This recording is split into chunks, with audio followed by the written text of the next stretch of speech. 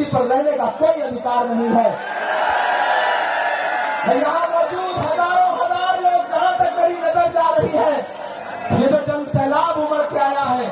मैं आपसे बस एक बात कहना चाहता हूं, इस देश के पिछड़ों, इस देश के दलित भाइयों, इस देश के अल्पसंख्यकों, इस देश के गरीब सवर्णों, मैं आप सबसे बस इतना अनुरोध करना चाहता हूं कि राहुल गांधी एक ऐसा शख्स जो पिछले 10 साल से भारतीय जनता पार्टी की नफरत की राजनीति का सबसे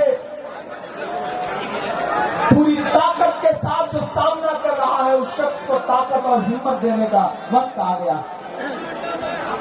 ये जो भाजपा के नेता हैं, झूठ बोलने के अलावा कुछ नहीं करते।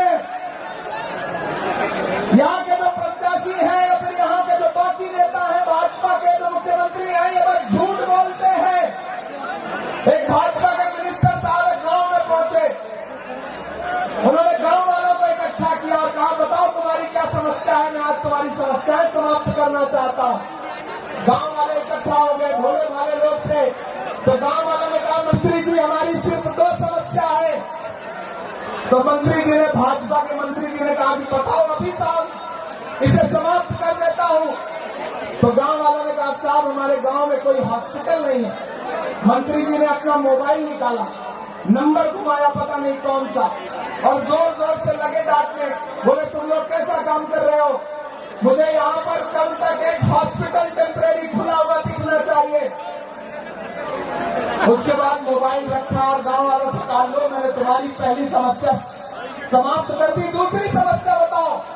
तो गांव वालों ने कहा, साहब हमारी दूसरी समस्या ये है कि इस गांव में कोई मोबाइल का नेटवर्क ही नहीं है।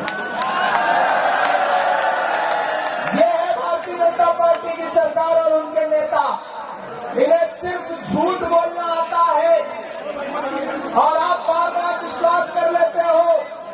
भारत के तमाम निवासियों में आपसे बस एक बात कहना चाहता हूं